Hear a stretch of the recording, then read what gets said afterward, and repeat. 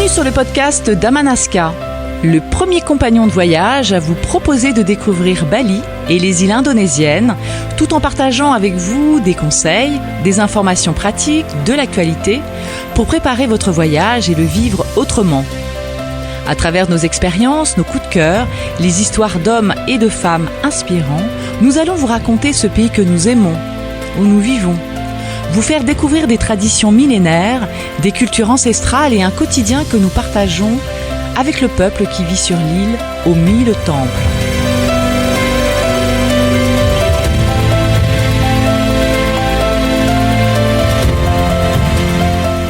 Om Swasti Astu. Nous nous retrouvons dans le deuxième épisode qui nous parle donc des circuits, comment organiser son circuit, comment préparer son voyage à Bali ou en Indonésie. Nous avons vu dans la première partie qu'on pouvait organiser un circuit soi-même, c'est tout à fait jouable, tout à fait possible, mais qu'effectivement, on se retrouve avec beaucoup d'informations, avec beaucoup de données, des expériences différentes, et à un moment donné, on ne sait plus trop quoi en penser.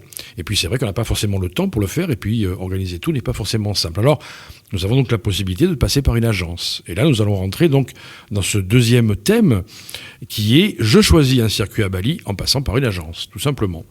Donc il y a de nombreuses agences de voyage qui proposent des circuits à Bali dans leur catalogue, vous l'avez certainement remarqué, que ce soit dans une boutique ou sur Internet. C'est peut-être comme ça d'ailleurs que vous nous avez trouvé à Amanaska Bali sur Internet.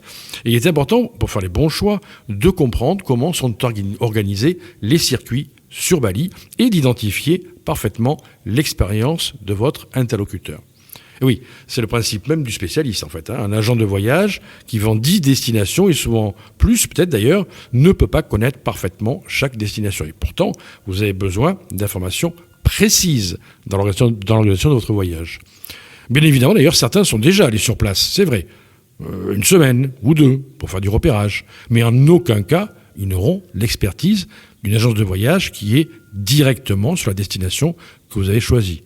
Non, ça peut être le Mexique, ça peut être le Sri Lanka, mais en ce qui vous concerne, Bali. Et plus largement, l'Indonésie. Alors, comment une agence de voyage, qu'elle soit indépendante ou qu'elle fasse partie d'un groupe, peut-elle proposer des destinations qu'elle ne connaît pas forcément ? Eh bien, il y a un petit secret. Comment peut-elle vendre des circuits organisés à Bali alors que, en fait, elle n'est pas sur place ? Eh bien, elle passe tout simplement par des agences locales implantées en majorité à Bali, comme nous, agence Amanaska, qui sommes une agence de voyage, mais organisée, créée, et nous vivons sur place à Bali. Oui, voilà, c'est le secret des agences de voyage. Elles passent tout simplement par des agences locales implantées en majorité à Bali. Et puis, même celles qui mettent en avant des experts de l'Indonésie dans leur bureau passent en finalité par des agences locales. Et oui, vous avez peut-être vu sur certains sites Marie, experte de Bali, ou Bruno, expert de Sumatra. Eh bien, ce sont des personnes qui vivent sur place, avec qui vous pouvez eh bien, tout simplement proposer et travailler et organiser votre programme directement. Alors, si ces agences de voyage passent par des agences locales, eh bien c'est pour une raison toute simple. Il est impossible d'organiser un circuit à Bali et à plus forte raison l'Indonésie à distance. Eh oui. De réunir tous les intervenants, de vérifier les activités, de sélectionner les bons hébergements, de réagir en cas de problème, d'interagir avec les guides ou les chauffeurs jour après jour, de réserver des transports locaux. Et non, c'est pas possible pour une agence de voyage qui est en France, en Belgique, en Suisse, de pouvoir organiser tout cela. Déjà, vous avez vu que pour vous, c'était pas évident, que ça demande beaucoup de travail pour ces agences de voyage. Elles passent par quelqu'un sur place et c'est souvent par des agences comme Amanaska. Il est vrai que certaines agences envoient dans le pays des responsables pour vérifier la qualité des prestations. C'est très bien. Rencontrer les responsables locaux et visiter certains hôtels.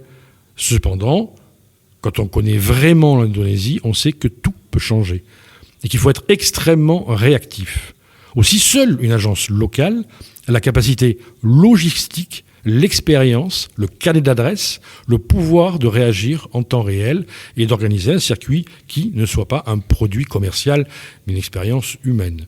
C'est vrai que nous avons rarement vu des voyageurs nous demander « Oui, on voudrait vraiment un produit, un voyage touristique, voilà, entièrement touristique. » Non. Bien sûr que nos voyageurs souhaitent quelque chose d'authentique, quelque chose à vivre autrement. Ils ne veulent pas des copier-coller de voyages qu'ils ont déjà vus ailleurs. Et c'est la difficulté que peuvent avoir les agences de voyage en France, en Suisse, en Belgique, au Luxembourg, à La Réunion, en Nouvelle-Calédonie, bien de parler d'un pays qu'ils ne connaissent pas forcément, même s'ils sont allés 2 fois, 3 fois, 4 fois.